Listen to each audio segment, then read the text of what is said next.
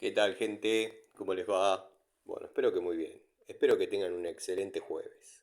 Debería haber hecho este video antes de ajustar la unión doble del calefón, pero bueno, quería mostrarles un uso más de la Hadeber de 8 pulgadas de extra apertura.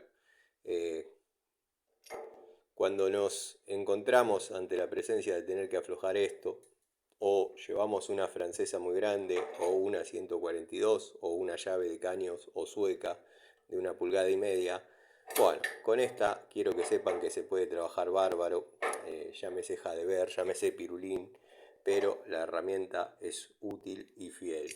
Dado que si todo está bien armado, el cono macho se hace solidario en el cono hembra con un leve ajuste que obviamente va torqueado, ¿no? No es que queda suelto, pero se puede apretar y apretar bien. Esta llave entra en cualquier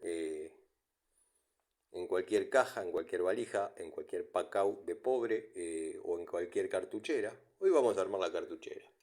Ya que están, les muestro, tuve que venir así. Sepan que esto se limpia, de hecho el caño va a ir pintado, pero se limpia antes de entregar y engrampar, obviamente. Pero bueno, los que critican acá la manchita, vengan ustedes y pongan el flexible en esa posición para poder hacer esto.